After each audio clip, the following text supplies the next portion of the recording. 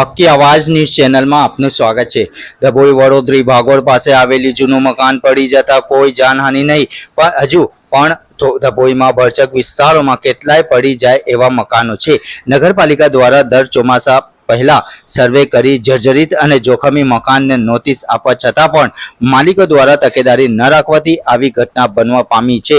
મકાન માલિકો દ્વારા જર્જરિત જોખમી મકાન ઉતાર્યા નથી। નગરપાલિકા દ્વારા જર્જરિત મકાનો ઉતારી લે એવી નગરપાલિકાના ચીફ ઓફિસર જય કિશન તડવીએ અપીલ કરી છે, જેથી હાલ વરસાદ ચાલી રહ્યો છે, કોઈ મોટી જાનહાનિ થાય નહીં। આવા મકાનોને નોટિસ આપી છે તે મકાનો વહેલી તકે ઉતારી લેવા જોઈએ। આ જૂનું જર્જરિત મકાન ધરાશાયી થાય ત્યારે નીચે આવેલી દુકાનોમાં રાખવામાં આવેલા માલ સામાનને નુકસાન થયું હતું। સદનસીબે ઘટના સમયે કોઈ વ્યક્તિ કાટમાળ નીચે દબાઈ ન જતા કોઈ નાની મોટી જાનહાનિ થઈ હતી। ઘટનાની જાણ થતાં ડભોઈ નગરપાલિકાને તથા નગરપાલિકાની ટીમ તાત્કાલિક સ્થળ પર પહોંચી હતી। રિપોર્ટ રફીક મંસૂરી।